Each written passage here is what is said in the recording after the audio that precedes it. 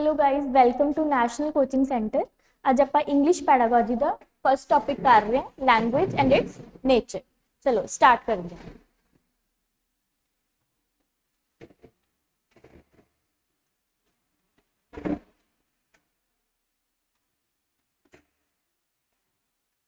हाँ जी, जेड़ा लैंग्वेज वर्ड है वो कित्थों डराइव है? The word language is derive from the Latin word lingua.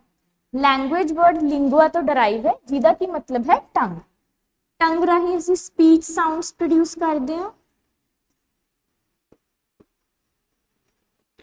Communication टंग नाल ही पॉसिबल होंगी है। ठीक है, कोई भी चीज ਅਸੀਂ अपनी किसी अगे रखनी है तो ਅਸੀਂ किहदे राही करांगे?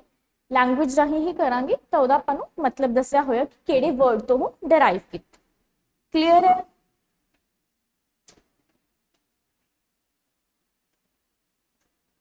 हाँ जी, डेफिनेशन देखते हैं कि कह रहे हैं। Language is a medium through which one can express ideas, thoughts and feelings. कहते लैंग्वेज वो मीडियम है जिदे राही असी अपने आइडियाज, थॉट्स ते जिहड़ी अपने फीलिंग्स है वो दूसरे अगे की कर सकते हैं, एक्सप्रैस कर सकते हैं। For example a group of people है ना, दो जनिया ने गल करनी है, फिर तीन जनिया ने गल करनी है, तो किहड़े मीडियम राही करेंगे? लैंग्वेज राही ही करेंगे। ਅਸੀਂ इवन मार्केट जाना है ना, ਅਸੀਂ शॉपकीपर तो कोई चीज़ खरीदनी है तो ਅਸੀਂ ਉਹਨੂੰ ਕਿਵੇਂ ਬੋਲਾਂਗੇ? ਅਸੀਂ लैंग्वेज राही ही ਉਹਨੂੰ बोल सकते हैं। क्लियर है? हाँ जी, नैक्सट स्लाइड पे चलांगे। Now we have aspects of language. ਅਸੀਂ स्टडी करांगे लैंग्वेज ਦੇ एस्पेक्ट्स ਕਿਹੜੇ ਹੁੰਦੇ ਆ। सो बेसिकली लैंग्वेज ਦੇ चार एस्पेक्ट्स ਹੁੰਦੇ ਆ।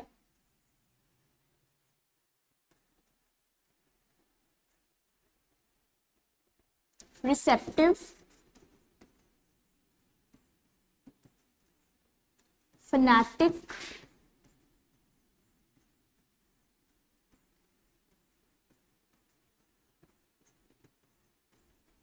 फनेटिक कम ग्राफिक, ग्राफिक। जो साडा रिसेप्टिव एस्पेक्ट है, इसका मतलब हुंदा है रिसीव करना। ये रिलेटेड हुंदा जी साडी लिसनिंग नाल। फनेटिक एस्पेक्ट विच आ जांदे साडे साउंड्स। फोन वर्ड तो लेता गया है। ए रिलेटेड हुंदा स्पीकिंग नाल। फनेटिक कम ग्राफिक एस्पेक्ट रिलेटेड हुंदा जी साडा रीडिंग नाल। क्योंकि जो असी रीड करते हैं तो आपको आदत होंगी, आप कई बार बोल के रीड करते हैं तो वो फनेटिक साउंड वाला एस्पेक्ट भी आ जाऊगा। और जो लैटर्स होंगे और रिटन फॉर्म्स होंगे अपने को है ना, टेक्सचुअल फॉर्म्स होंगे, तो किहड़ा एस्पेक्ट दिंदा आपां नूं? Graphic aspect. ग्राफिक एस्पेक्ट विच आ जाऊगी साडी राइटिंग। सो ये चारों ही एस्पेक्ट्स लैंग्वेज वास्ते बहुत ज़्यादा इंपॉर्टेंट है। फर्स्ट तो आइए रिसेप्टिव का मतलब होंगे रिसीव करना। जो असं किसी को लिसन करते हैं तो असं रिसीव कर रहे हो तो कुछ इनफॉर्मेशन तो उन्होंने समझ के अगले को फीडबैक देने, फिर अगले को जवाब देने। फनेटिक विच स्पीकिंग आ जाती है, जो असं कुछ भी अपनी गल अगे रखते हैं ना, साउंड स्ट्रक्चर्स आ जाते हैं। दैन फनेटिक कम ग्राफिक विच रीडिंग एस्पेक्ट आ जाऊगा जी थोड़ा। दैन ग्राफिक विच राइटिंग जो रिटन फॉर्म आ जाती है। क्लीयर होएगा अपना? हाँ जी, नैक्सट आ गया अपने को features, nature come characteristics of language. So very first is language is vocal. कहते जी लैंग्वेज होंगी है की होंगी है वोकल। वोकल का मतलब की होंगे है? बोलना, जिहदे विच आ जांदे साडे स्पीच साउंड्स। जो एक बच्चा छोटा होंदा है सब तो पहला क्राइंग स्टेज ते होंदा है वो, दैन क्यूइंग स्टेज ते होंदा है, दैन बैबलिंग। बच्चे को भुख लगी है तो बोल के नहीं कहेगा, सब तो पहला रोंदा है ना। उदों बाद क्यूइंग, क्यूइंग का मतलब होंदा जो वो साउंड्स प्रोड्यूस करता है, लाइक आऊ, ठीक है, इदा दे साउंड्स प्रोड्यूस करता है। बैबलिंग का मतलब होंदा है जो वो एक ही वर्ड को रेपिटेशन करता है, लाइक मामा, बाबा। सो जो बच्चा ये तीनों चीज़ा कर रहा है लैंग्वेज के मीडियम राही ही कर रहा है। दैट मीनस आप कह सकते हैं कि जी लैंग्वेज होंगी की होंगी है? वोकल होंगी है। क्लीयर होएगा? नेक्स्ट आ गया language is learned by imitation. कि ਜਿਹੜਾ ਬੱਚਾ ਲੈਂਗੁਏਜ ਸਿੱਖਦਾ ਹੈ ਉਹ ਕਿਹਦੇ ਰਾਹੀਂ ਸਿੱਖਦਾ ਹੈ ਜੀ, ਇਮੀਟੇਸ਼ਨ ਰਾਹੀਂ ਸਿੱਖਦਾ ਹੈ, ਬੱਚਾ ਨਕਲ ਕਰਕੇ ਸਿੱਖਦਾ ਹੈ। ਜਦੋਂ ਬੱਚਾ ਛੋਟਾ ਹੁੰਦਾ ਹੈ ਉਹਦੇ ਫੈਮਿਲੀ ਮੈਂਬਰਸ ਹੁੰਦੇ ਆ, ਉਹ ਮਦਰ ਟੰਗ ਦਾ ਯੂਜ਼ ਕਰਦੇ ਆ, ਤਾਂ ਉਹਨਾਂ ਨੂੰ ਦੇਖ ਕੇ ਉਹ ਵੀ ਉਹਨਾਂ ਦੀ ਨਕਲ ਕਰਨ ਦੀ ਕੋਸ਼ਿਸ਼ ਕਰਦਾ ਹੈ, ਇਮੀਟੇਟ ਕਰਦਾ ਹੈ, ਫਿਰ ਉਹਦੇ ਬਾਅਦ ਉਹਦੀ ਪ੍ਰੈਕਟਿਸ ਕਰਦਾ ਹੈ। ਜਦੋਂ ਪ੍ਰੈਕਟਿਸ ਕਰਦਾ ਉਹਦੀ ਹੈਬਿਟ ਬਣ ਜਾਂਦੀ ਹੈ, ਕਿਉਂਕਿ ਜਦੋਂ ਬੱਚਾ ਸਕੂਲ ਵਿੱਚ ਜਾਂਦਾ ਉਹ ਕੋਰੀ ਸਲੇਟ ਤਾਂ ਹੁੰਦਾ ਨਹੀਂ, ਆਲਰੇਡੀ ਉਹਨੂੰ ਆਪਣੀ ਮਦਰ ਟੰਗ ਵਿੱਚ ਕੁਝ ਨੌਲੇਜ ਹੁੰਦੀ ਹੈ। ਤਾਂ ਇਸ ਦਾ ਮਤਲਬ ਆਪਾਂ ਕਹਿ ਸਕਦੇ ਹਾਂ ਕਿ ਜਿਹੜੀ ਲੈਂਗੁਏਜ ਹੈ ਉਹ ਬੱਚਾ ਇਮੀਟੇਸ਼ਨ ਰਾਹੀਂ ਸਿੱਖਦਾ, ਨਕਲ ਕਰਕੇ ਅਕਵਾਇਰ ਕਰਦਾ ਹੈ। थर्ड पॉइंट आ गया language is symbolic and dynamic. हाँ जी, सिंबॉलिक का मतलब कि जेडे लैंग्वेज हुंदी है अपनी उहदे विच की हुंदे है, सिंबल्स हुंदे है। ਜਦੋਂ ਆਪਾਂ ਲੈਂਗੁਏਜ ਨੂੰ ਲਿਖਦੇ ਆ ਜਾਂ ਫਿਰ ਆਪਾਂ ਰਿਟਨ ਫਾਰਮ ਚ ਲੈਂਗੁਏਜ ਪੜ੍ਹਦੇ ਆ, ਹਨਾ, ਤਾਂ ਕਿਹੜੀ ਫਾਰਮ ਚ ਹੁੰਦੀ ਹੈ, ਸਿੰਬਲਸ ਇਨ ਦੀ ਸੈਂਸ ਲੈਟਰਸ ਫਾਰਮ ਚ ਹੁੰਦੀ ਹੈ, ਸਿੰਬੋਲਿਕ। ਡਾਇਨੇਮਿਕ ਦਾ ਮਤਲਬ ਹੁੰਦੀ ਹੈ ਜਿਹੜੀ ਚੀਜ਼ ਚੇਂਜੇਬਲ ਹੋਵੇ, मतलब ਜਿਹੜੀ नॉट स्टैटिक, स्टैटिक नहीं होंगी ਜਿਹੜੀ चीज़। अगर आप 21st सेंचुरी विच है हुण, अगर आप अगे जाके देखेंगे फ्यू ईयर्स या फिर फ्यू सेंचुरी, तो आप की देखेंगे कि जो लैंग्वेज है वो सेम रहेगी, लैंग्वेज सेम नहीं रहेगी, लैंग्वेज बहुत सारे की आएंगे चेंजेस आएंगे। आज फॉर एग्जाम्पल शेड्यूल वर्ड है, शेड्यूल वर्ड के ही दो प्रोनाउंसिएशन होंगे, अपन स्केड्यूल भी बोलते हैं। दैट मीन जी अपनी लैंग्वेज है वो चेंजेस आते रहते हैं, वो डायनेमिक है, स्टेटिक नहीं हैगी, वो एक जगह पर नहीं खड़ी अपनी लैंग्वेज। ठीक है जी। नेक्स्ट पॉइंट आ गया अपने को, it is a means of communication.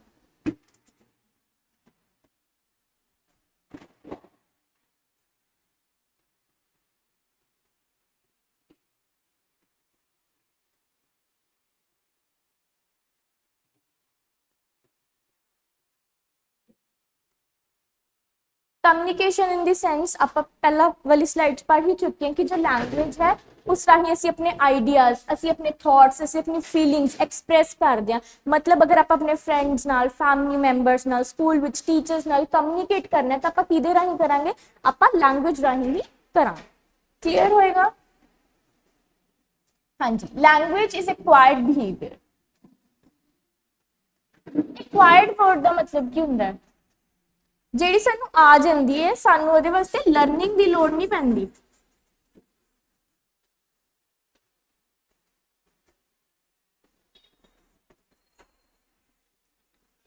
No need of learning, ਸਾਨੂੰ ਲਰਨਿੰਗ ਦੀ ਲੋੜ ਨਹੀਂ ਪੈਂਦੀ, ਲੈਂਗੁਏਜ ਸਾਨੂੰ ਐਕਵਾਇਰ ਹੋ ਜਾਂਦੀ ਹੈ, ਮਤਲਬ ਸਾਨੂੰ ਐਫਰਟ ਦੀ ਵੀ ਨਹੀਂ ਲੋੜ ਪੈਂਦੀ, no effort. So that means क्या गया कि जी लैंग्वेज है जी वो एक्वायर्ड बिहेवियर है। एक्वायर्ड बिहेवियर मतलब एक बच्चा है ना, वो आले दुआले मम्मा पापा मदर टंग का यूज करते हैं, जो भी लैंग्वेज का यूज करते हैं, बच्चा उन्होंने बिहेवियर को एक्वायर कर लेंदा है ना, जेडे वो वर्ड्स बोलते रोज बच्चा भी वर्ड्स बोलने लग जाता हौली हौली। तो मतलब बच्चा इमिटेशन, जिवें कि आपां पहला रीड कर चुके हैं, बच्चा इमिटेशन राही सीखदा, नकल राही सीखदा। क्लीयर होएगा? हाँ जी। अगे कह रहे language is a system. Human body होंगी अपनी, आप देखते हैं ह्यूमन बॉडी किन्ने ज्यादा सिस्टम्स होंगे, digestive system, circulatory system, muscular system, है ना। जे इन्हां चों कोई एक अद्धा सिस्टम चंगी तरीके नाल काम नहीं करता तो की हुंदा है, बॉडी की फंक्शनिंग खराब हो जाती है। Same goes for language. कहते लैंग्वेज भी एक सिस्टम है जिहदे विच असीं फनीम्स की स्टडी करते हैं, मॉर्फीम्स की स्टडी करते हैं, then we study about phonetics, we study about morphology, we study about syntax। तो कह रहे ये सारे मिलके लैंग्वेज में एक सिस्टम बनाते हैं। इन्हां विचों कोई भी एक चीज काम नहीं करेगी तो लैंग्वेज का सारा सिस्टम खराब हो जाएगा ना। सो दैट मीनस कहते जी लैंग्वेज एक सिस्टम विच हुंदी है, इन्हां बारे आपां डिस्कस अगली स्लाइड्स विच करांगे। हाँ जी। Language is arbitrary. कहते जी लैंग्वेज है वो की होंगी है जी, आर्बिट्रेरी होंगी है। That means there is no connection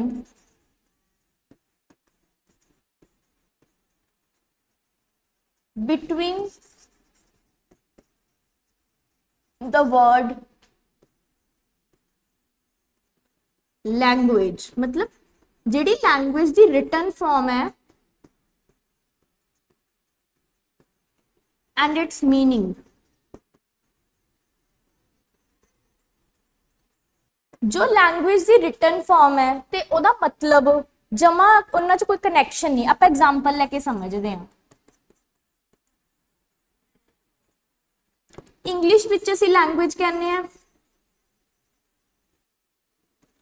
Hindi विच असीं भाषा कहने हैं, उर्दू विच असीं ज़बान कहने हैं।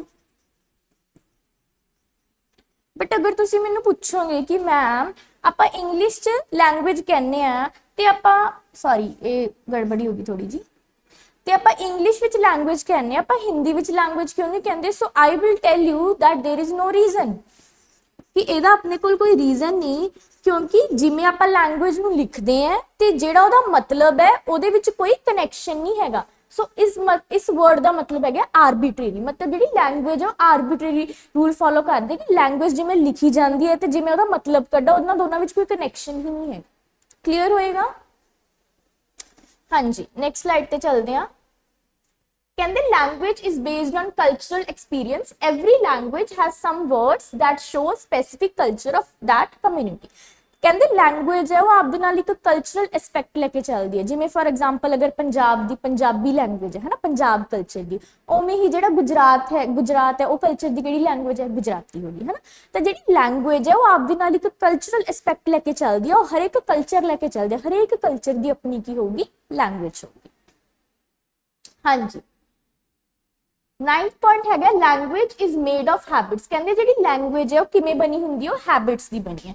जिमें कि आप फर्स्ट 2 स्लाइड्स डिस्कस कर ही लता जी कि जेड़ा बच्चा है वो लैंगुएज किमें सीखता है, लैंगुएज इमिटेशन राही सीखता है, फिर वो बच्चा प्रैक्टिस करता है, हौली हौली प्रैक्टिस करके ओदी की बन जाती है, हैबिट बन जाती है। तो कहते जी लैंगुएज है is made of habits.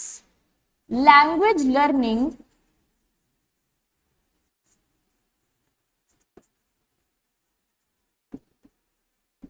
is a process of habit formation। जिहड़ी लैंग्वेज है उस यूज राही पढ़ते हैं, known by use not by rule. Rule राही नहीं पढ़ते जी, असी लैंग्वेज यूज राही पढ़ते हैं। ठीक है, वेरी इंपॉर्टेंट। हाँ जी, नेक्स्ट पे मूव करांगे। Language is unique.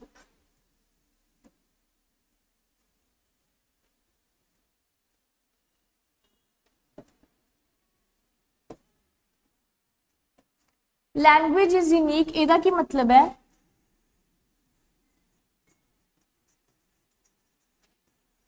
every language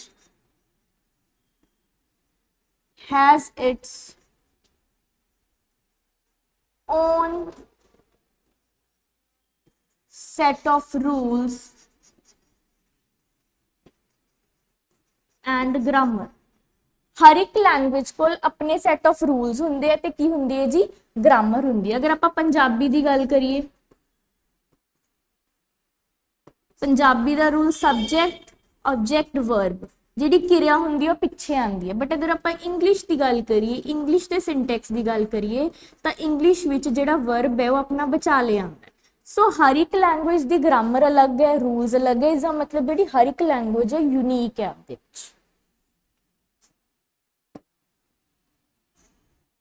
हाँ जी, अगे है language is idyllic, which means no person can speak exactly in the same way. Every person speaks with some variations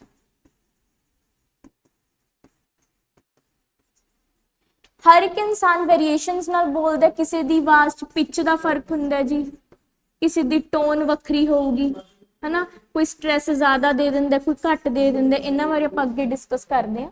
सो है ना, मैं कोई सेंटेंस बोला, तुसी भी वही सेम सेंटेंस बोलोगे, बट अपनी डिलीवर करन दी ਜਿਹੜਾ ਵੇ ਹੋਊਗਾ ਅਲੱਗ ਹੋਊਗਾ ਕਿਉਂ ਕਿਉਂਕਿ ਆਪਣੀ ਪਿਚ ਡਿਫਰੈਂਟ ਹੋਊਗੀ ਯੂਜ਼ਲੀ ਗਰਲਸ ਦੀ ਵੌਇਸ ਹਾਈ ਪਿਚਡ ਹੁੰਦੀ ਹੈ ਤਿੱਖੀ ਹੁੰਦੀ ਹੈ ਹਨਾ ਬॉयਜ਼ ਦੀ ਇੰਨੀ ਤਿੱਖੀ ਨਹੀਂ ਹੁੰਦੀ ਆਪਣੀ ਟੋਨ ਦਾ ਫਰਕ ਹੋਊਗਾ so that's why they are say that language is idiolect ਮਤਲਬ ਕੋਈ ਵੀ ਇਨਸਾਨ ਸੇਮ ਤਰੀਕੇ ਨਾਲ ਡਿਲੀਵਰ ਨਹੀਂ ਕਰਦਾ ਹਰ ਇੱਕ ਅਲੱਗ ਤਰੀਕੇ ਨਾਲ ਲੈਂਗੁਏਜ ਬੋਲਦਾ ਹਾਂਜੀ ਨੈਕਸਟ ਦੇਖਾਂਗੇ ਲੈਂਗੁਏਜ ਇਜ਼ ਯੂਨੀਵਰਸਲ ਇਸ ਦਾ ਮਤਲਬ ਹੈ every country in this world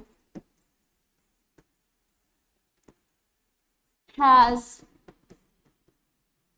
its own language world which हर एक कंट्री दी अपनी लैंग्वेज हुंदी है मतलब कोई भी कंट्री यह जी नहीं हैगी जिहदे कोल लैंग्वेज ही नहीं हैगी हर एक कंट्री कोल अपनी लैंग्वेज है मतलब यूनीवर्सल लॉ फॉलो करदी है भी कोई कंट्री यह जी नहीं कि जिहदे कोल लैंग्वेज है ही नहीं आपां फॉर एग्जांपल है ना आजकल ट्रेडिंग वगैरह करते हो जो भी है ना मार्केटिंग वगैरह होंदी है एक्सपोर्ट इंपोर्ट इवन उत्थे भी लैंग्वेज दी यूज होंदी है दैट मीनस जिहड़ी लैंग्वेज है वो की है यूनीवर्सल है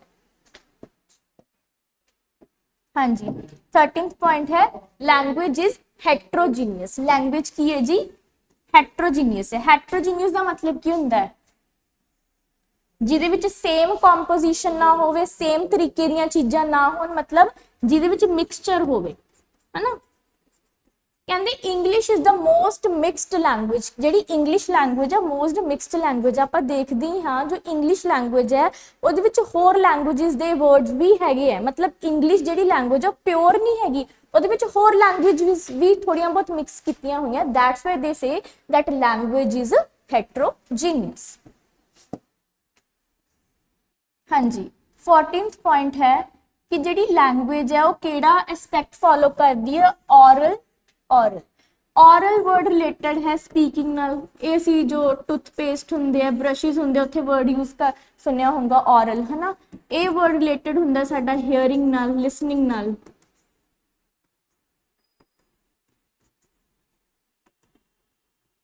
इज द कौन है organ year and this lips है ना तो जी लैंग्वेज है कहते एस्पेक्ट फॉलो करती है भी स्पीकिंग वाला भी हियरिंग वाला भी जो डिस्क्राइब कर दे सानू वर्ड्स ऑरल एंड ऑरल सुनना बोलना क्लियर है नेक्स्ट आ गया जी language is a system of linguistics phonology syntax morphology graphemics phoneme and morpheme ये आप पहला स्लाइड डिस्कस किया सी हुण आप इन्हां वाले बारे थोड़ा जा डिस्क्राइब करांगे ठीक है जी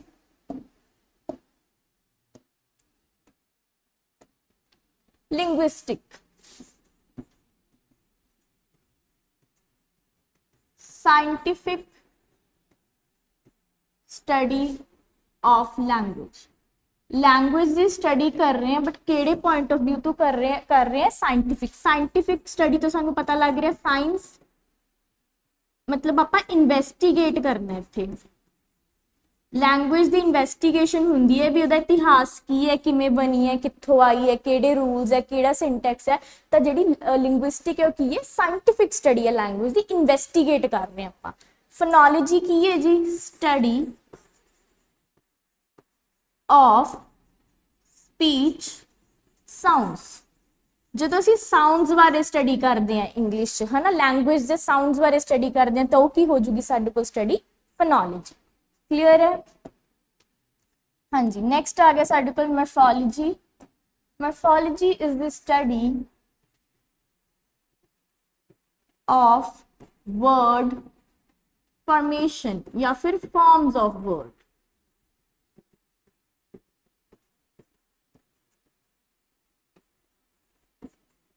ਜਦੋਂ ਅਸੀਂ ਸ਼ਬਦਾਂ ਦੀ ਬਣਤਰ ਬਾਰੇ ਪੜ੍ਹਦੇ ਕਿ ਜਿਹੜੇ ਸ਼ਬਦ ਉਹ ਬਣਦੇ ਕਿਵੇਂ ਉਹਨਾਂ ਦੀ ਫਾਰਮਸ ਕਿਹੜੀਆਂ ਤਾਂ ਉਹਨੂੰ ਕੀ ਬੋਲਦੇ ਆ ਜੀ ਮੋਰਫੋਲੋਜੀ ਸਿੰਟੈਕਸ ਆ ਗਿਆ ਆਪਣੇ ਕੋਲ ਸਟਰਕਚਰ ਕਿਸ ਦਾ ਸਟਰਕਚਰ ਪੜ੍ਹਦੇ ਆਪਾਂ ਇਹਦੇ ਵਿੱਚ structure of sentence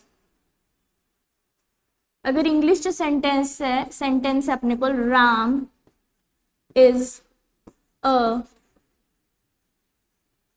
naughty boy तो अपन एक सेंटेंस स्ट्रक्चर दिता हुआ एक रूल बनाया हुआ कि जी सब्जेक्ट अगे आएगा ऑब्जेक्ट पीछे आएगा वर्ब बचाले आएगा है ना नॉर्मली अपने इंग्लिश का रूल हुंदा सब्जेक्ट then verb बचा लिया होगा क्रिया, then object, है ना।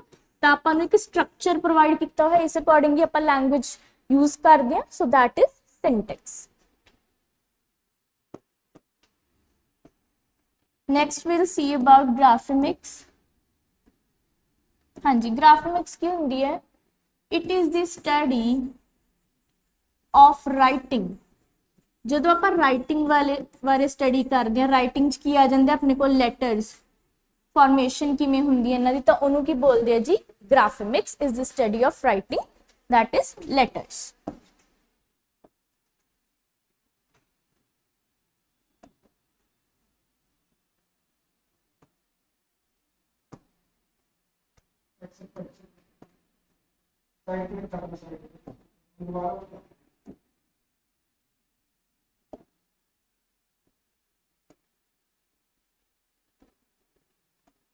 हाँ जी, फनीम्स की होंगे है स्मॉलेस्ट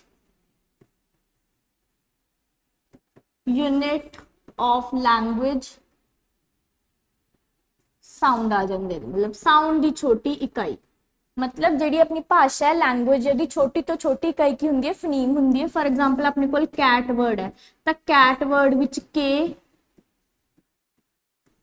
किन्ने फनीम्स आ गए? कैट वर्ड विच 3 फनीम्स आ गए। कैट वर्ड आपके नाल 3 फनीम्स लैके चलता है, सो दैट इज फनीम्स की भाषा की छोटी तो छोटी इकाई, ठीक है। मॉर्फीम्स की होंगे है smallest meaningful unit of language. इन्हां दोनों विच स्लाइट डिफरेंस है। ए भी स्मॉलेस्ट यूनिट है लैंग्वेज दी, बट ये केड़ी है जी? मीनिंगफुल यूनिट है, मतलब ਇਹਦਾ मीनिंग निकलता है। फॉर एग्जाम्पल आई से वर्ड राम, आई से वर्ड हिज, कुक मतलब खाना बनाना, है ना, ईट खाना, तो इन्हां चारा वर्ड्स का कोई ना कोई मतलब निकलता है, मीनिंग निकलता है, तो ये मॉर्फीम्स कहलाएंगे। बट इन्हां दा कोई मतलब नहीं निकलता ऐसा, अगर आप इन्हां नूं कल्ले देखिए तो ये की कहलाएंगे? फनीम्स, क्योंकि स्मॉलेस्ट यूनिट ऑफ लैंग्वेज है, बट ये smallest meaningful unit of language.